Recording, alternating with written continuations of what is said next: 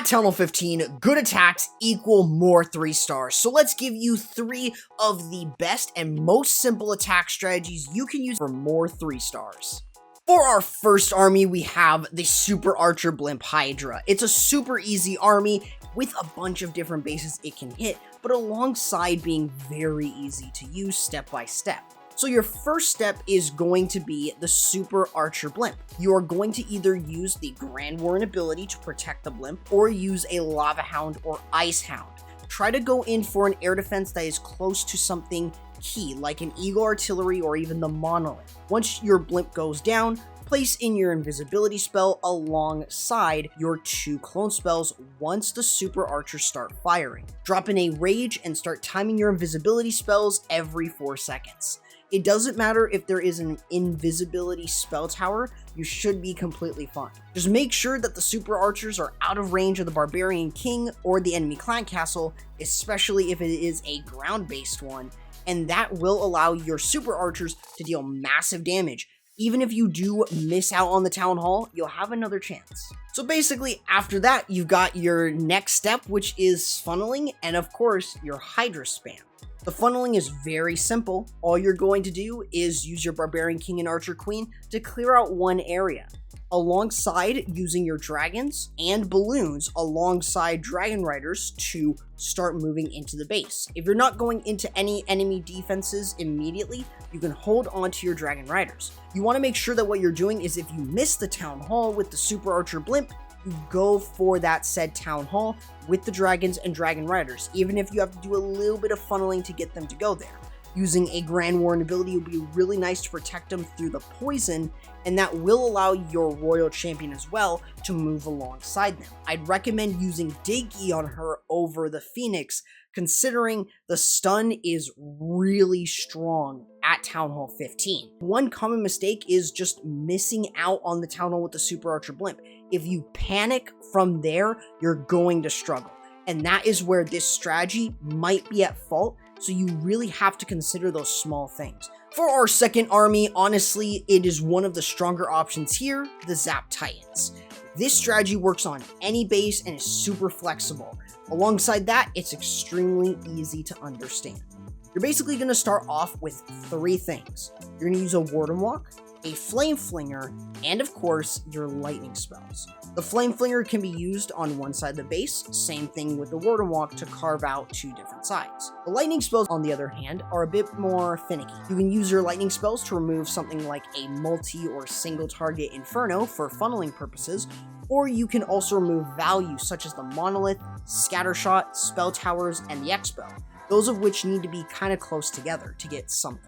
In order to make sure that you are using the Flame Flinger and the Warden Walk should always be chosen in order to kind of create a nice funnel fairly quickly, and you can use the Flame Flinger to speed that up. Keep in mind though that the Flame Flinger is weak to Expos and Mortars, so make sure that if you're using them together, the Warden is tanking for your Flame Flinger. Be very careful of Skeleton Traps and Teslas with the Flame Flinger, and with the Warden Walk, be very careful of too many point defenses, or else the Warden ability will be forced. Pretty much from this point, you want to send in your Titans and everything else in, including your heroes.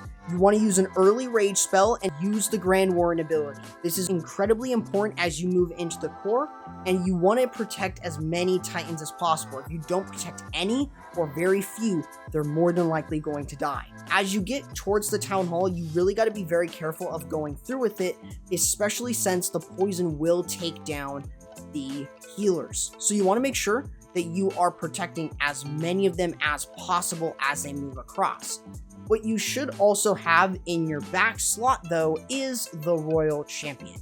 You should also have Diggy moving alongside her. This is going to help you more often than not as you move yourself through. Sometimes you might still have the Flame Flinger still up, which gets you massive value. So you always want to look for an area where there are no Expos that are able to reach the Flame Flinger or Mortars in the area. This will help you get more value for your Flame Flinger towards the end of the attack. Alongside having the Royal Champion, at all costs, just make sure that you're trying to get your Warren ability over so many of your Titans, because Titans are very strong and don't need spells, but if you don't have that Warren ability on them, that's one of the biggest fails that you'll make, because they're just going to evaporate. For our third army, the Super Archer Blimp Lalo is a very easy one to use that honestly anyone, even myself, can use. It's super easy to use step by step as well, and is very flexible on any base. Pretty much your first step is the Super Archer Blimp, so an Ice Hound, Lava Hound, or the Grand Warden are a great way to get your blimp in.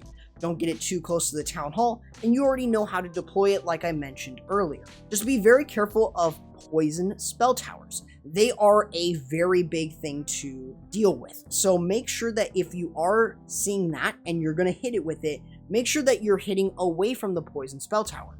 Even if this means that you're not getting the monolith or anything else, you want to make sure that you're removing the Town Hall, any key defenses alongside any regular defenses that you can pretty much get rid of and allow yourself to create a really nice wedge without having to remove the poison spell tower. Next up is your hero dive, and you're going to use this hero dive to go in for either the enemy queen or the enemy royal champion.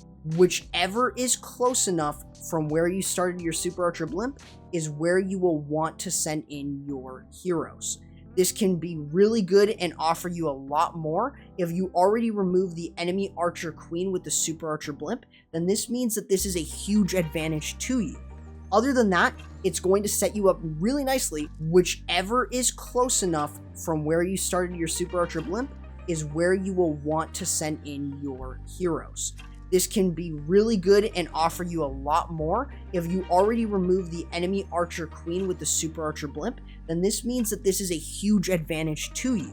Other than that, it's going to set you up really nicely for the Lava. If some spells and bring haste, that could really help you get through something such as the Poison Spell Tower.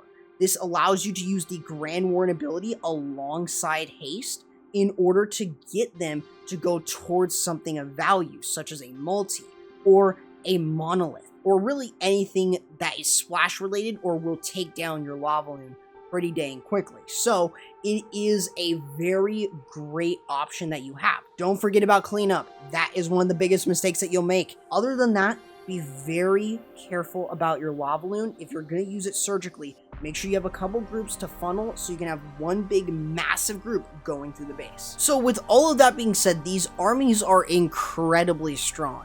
And of course, if you want a greater breakdown on the second army, the Zap Titans, I have a video right here. But if you also want to try something that uses a Super Archer Blimp but not a ground or a Hydra army, you can always try the Super Archer Blimp E-Drags.